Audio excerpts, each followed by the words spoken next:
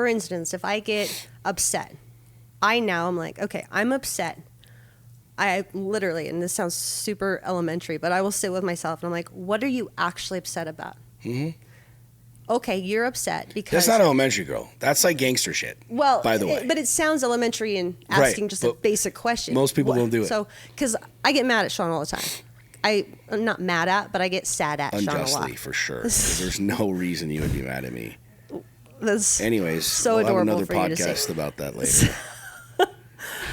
So I get sad at Sean a lot. That's a better. My Your ego reaction flares up. I can finish. Let me finish, darling. So he does things that hurt my feelings a lot, and after enough times, I'm like, okay, I have a continuous pattern of getting my feelings hurt. What is that telling me?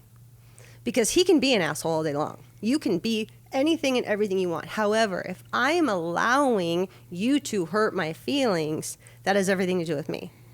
That means I either don't have boundaries, or I'm falling into some false narrative from a previous version of myself, or I get to look at, on a physiological level, is there something that we need to look at with, the way the amygdala works. Like I'm reading a book right now by Gabor Mate, I think is how you say his name. Brilliant book. It just came out. I cannot think of the name of it to save my life. It talks a lot about this type of stuff, and it talks about the illnesses that come from certain trauma restrictions, like people that are doormats. There's all this evidence of the diseases that come from people that don't express anger. They don't express communication. No, just it's emotion. It's all based on emotion. Or there's also ones that when people have really heightened levels of anger, these diseases are more prevalent. It's really fascinating.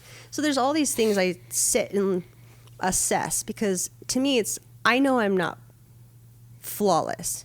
Nobody's flawless, and that's the beauty of being human, is we're on a journey of experience.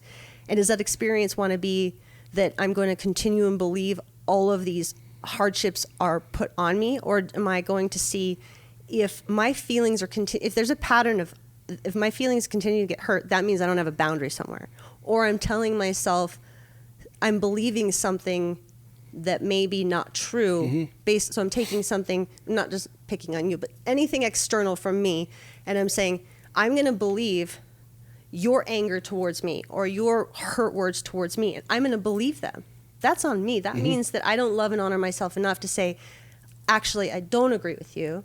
I am not those things, and I'm going to hold a boundary and stay in self-love. And that's where I'm at on this becoming nobody journey I'm on, is this, it's like checking myself constantly. Why am I feeling this way? Yeah. What's the root cause of it? Well, this is also Don Miguel Ruiz 101, not taking anything personally, being impeccable with your word. The reason I wanted to bring this up, and the reason I wanted to talk about your post and this conversation specifically, is because, we both share a lot, and one of your reasons for sharing this is about the podcast and us opening up, and we get a lot of praise and also a lot of criticism with the podcast. Sure. Far more praise than anything, right? Which we appreciate, but there's a lot of negative that comes from it. And there's a lot of pushback, if you will, that comes from it. And how we read into that, is it really negative or is it just somebody else's feedback? But I think I know that this is important for a reason. And I wanted to use your post as kind of the benchmark for the conversation, because the one thing that you said in here that I want to share with people that I think is probably the most important thing is where you said, knowing fully that there are many who disagree or find themselves triggered by the things I share. Like, one of the things that we are radically passionate about, one of the things that I am very, very, very passionate about is this conversation around vulnerability.